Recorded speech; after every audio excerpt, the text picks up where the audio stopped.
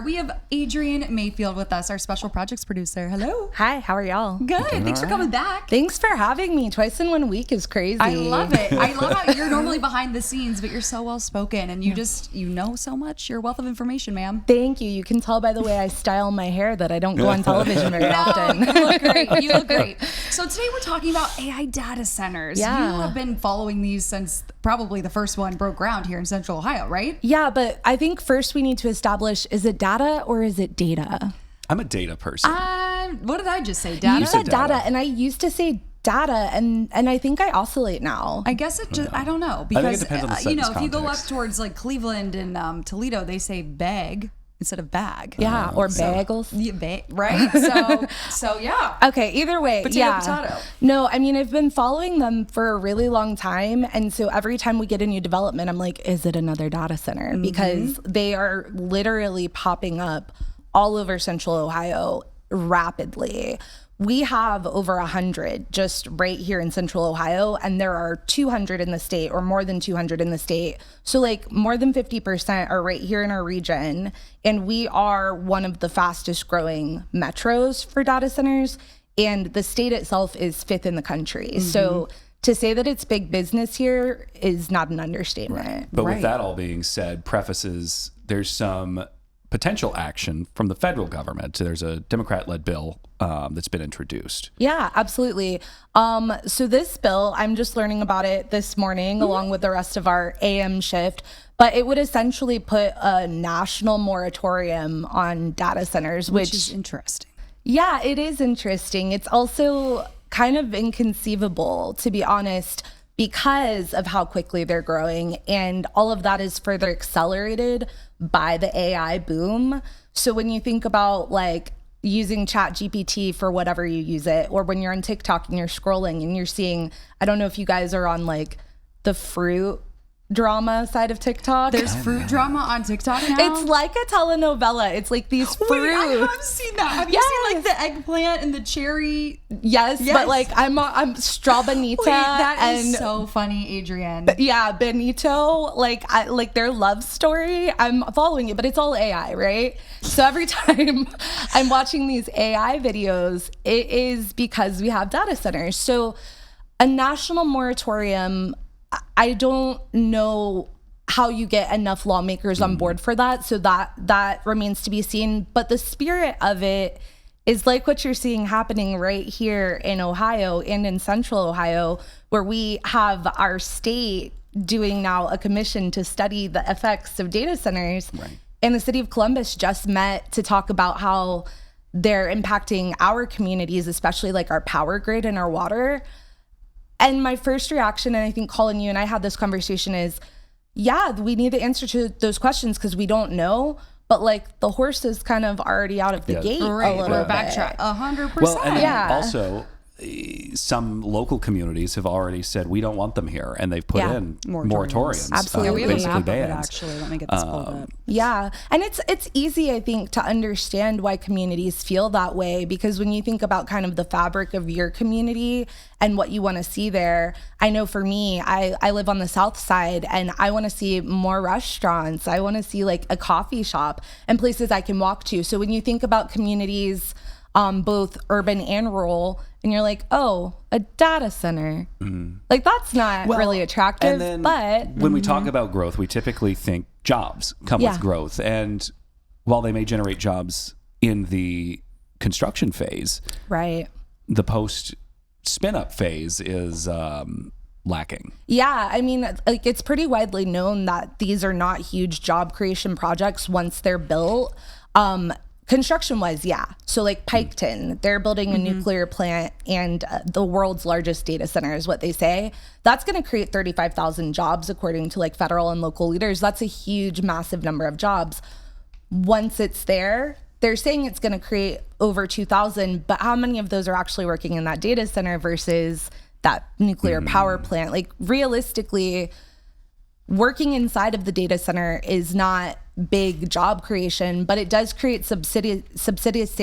I didn't say that right. It creates jobs around it, right? So like the construction phase HVAC, maintenance, things like that. It's just that the data centers themselves, like you're not going to go to school probably to become somebody who works in a data center because the actual need for people inside those buildings isn't high. It's only a look handful how, of people. This is a video of one. Look how in Hilliard, look how big. They're massive. They're huge And facilities that and really goes- don't require many employees to Right. function. They just require an incredible amount of energy, which has been the center of a debate in Hilliard over a generating facility.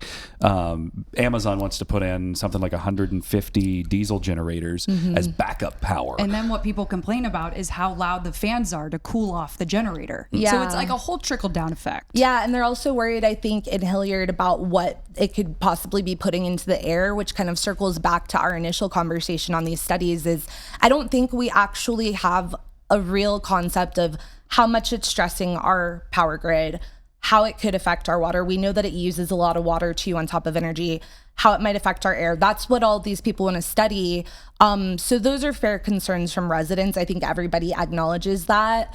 When it comes to using your resources, though, I mean, I was reading today, I was like, let me freshen up. It is really hard to pinpoint, right, exactly how much of your power bill might be impacted by all of these data centers. But what you do know if you have AEP like me is you do have two parts of your bill, right? You have your energy usage side, and then you have your part that Delivery, pays. yeah. Your deliveries. Yes, that is something that even our Thomas, our assignment desk, he was wondering about that like a couple weeks ago. Yeah, because his bill was like $300. Yeah. Very expensive, and he was like, "What is this?" I know, because I bought a house a year ago. And I didn't have AEP before, and I'm not from here. So I was like, I know I have a house now, but that is so much higher than I anticipated, especially because my HVAC is in the basement. So during the hot summer, like it is not cool in my house. I don't even want to go there.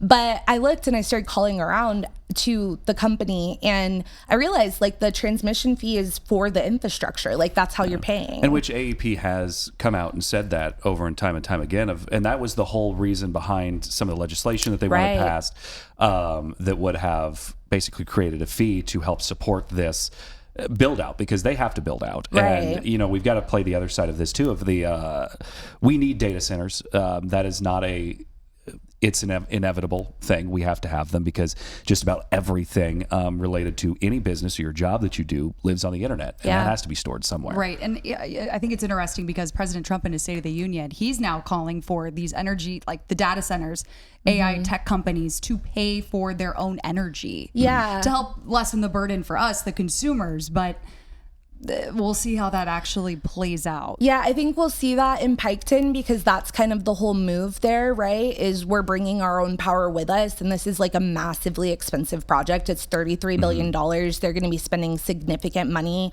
to kind of what you guys just mentioned is like upgrading AEP's infrastructure.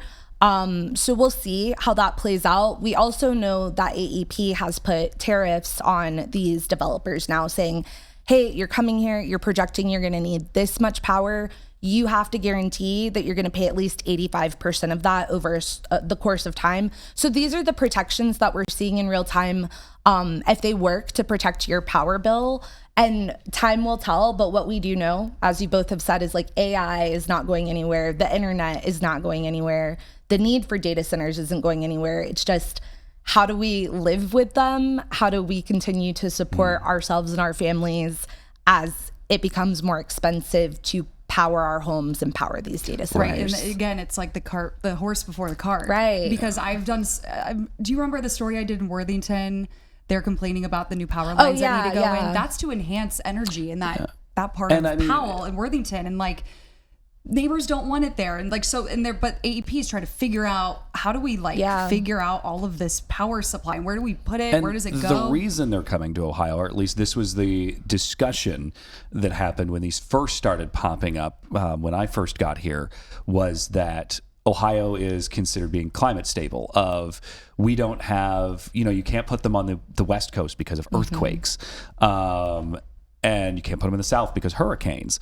So where we are, I mean, obviously we get tornadoes to a degree, and but we don't have some of the large-scale natural disasters that some of the other regions of the country deal with. Yeah. So land in Ohio is prime location. And there's a lot of it. There is. We have farmland, which a lot of farmland does create, we had part of this discussion yesterday about there is the debate over, is it okay to turn over some of this land? And it's even causing a discussion in Maysville, Kentucky. Let's talk about the big bucks that these companies are presenting to these generational farmers. Millions, tens of millions of dollars to these farmers who have worked sometimes for centuries, their land, and they've never seen money like that before. I mean, like, being a farmer is a hard job, and a lot of times it's generational. And the money that's being presented to these farmers could create generational wealth for their entire family, where they wouldn't have to farm anymore. So it's obviously a lot in Ohio have already accepted the cash and have helped turn over their land to these facilities. But you said you had a conversation with someone. I did. It's so random. The other day. I always find myself in these kind of random situations, but I went to a meetup group dinner because I need to stop being antisocial, right? Like, I need to meet new people. I know. I just need to stop staying in the house. Time. I will. It was interesting because, we're like all in our late 20s to probably late 30s. And of course, what are we talking about at dinner? Data centers? Yeah. Whoa. Growth, development, data centers. And okay. I said, everybody just tell me to be quiet if I'm being boring. Cause I know all about this stuff. Not that I was leading the conversation, but one of the guys, actually the person who hosts the group, he was like, oh yeah, I work for a data center in one of the rural counties. And I was like, oh yeah. He's like, yeah, we just offered a farmer $15 million for his land. And he told us no. Wow. And it's a lot of money. And to everything you just said, could create generational wealth. I also know land is so personal so emotional. So for whatever reason, people are saying yes or no. I mean, it would be hard, right? If you were offered $15 million to say no, there's got to be some really strong emotion or really strong reasoning tied to those decisions. Yeah, and this takes us to Maysville, Kentucky, where one of our CBS affiliates did a story with a farmer down there who was offered $26 million for their land. Yeah. And guess what they said? No. No. Take a listen to this. Father and a whole bunch of family has all lived here for years, paid taxes on it, fed a nation off of it, even raised wheat through the Depression and kept the bread lines up in the United States of America when people didn't have anything else. And that's that emotional connection that you're talking about. There's a lot of pride with what they do. And this is a perfect example of that. Yeah, there's a piece of land in my family that is very emotionally connected. It was my grandparents' home in North Carolina, and it's on a lake. And so I was thinking about that this morning. I was like, how much money would somebody have to offer me for me to sell it? And I don't think $1 million would do it. When you start talking, really? I don't think $1 million would do it. But when you start talking $26 million, my grandfather probably wouldn't have sold it for that. But he might think, Adrian, he might be like, cash, girl. Adrian, I want you to have a good life, Adrian. So I don't know. I don't know. And I get we had this discussion yesterday, as I've personally know people where I'm from in deep southern Illinois that their kids decided they didn't want to take over the farm, and the family doesn't want to see it be turned over to a large conglomerate. So they're like, okay, what do we do? Do we lease it out to a solar developer or a wind developer to still make money off the land, but keep it in the family? It is a tough discussion that comes up a lot in these families of, if there's no one to take over the operation, what's next? And I'm sorry. No, you're fine. My grandparents actually had farmland in Toledo, and the highway now runs through it. So they didn't even get the option to get paid. Domain. Exactly. Yeah, so that's tough. the other side of things. At least these farmers are being offered some money. Yeah, and the thing too, just on a final note about the land for me is that, when you're talking about a highway, you have no choice. Right. And we've seen Columbus communities have been reshaped by that. But when you're talking about a farmer who's going to make $26 million, there's also probably the responsibility on their shoulders of this is my community and people live here because we live here and it's rural. And that's kind of the rub, right? When you talk about these communities is if you live out in the country, you live there on purpose. Yeah. Right? You don't want to lose what that privacy has kept you there. Yeah, you live there on purpose. So a hard question to answer. I know they're not building a data center in my neighborhood anytime soon because of how packed it is. So these rural communities are really the ones that are having to wrestle with it. And I guess, you know, I will not be surprised if tomorrow we hear there's a new data center popping up in Central Ohio, but kind of interested to see what decisions are made on the state and local level about them. And even the national level with AOC introducing that legislation to do a national moratorium. That would be wild. I don't know how that would work. I don't know either. I don't know. We'll keep watching see. that one. Yeah. All right, Adrienne, thank you so much for coming on today. Love having you. We'll be right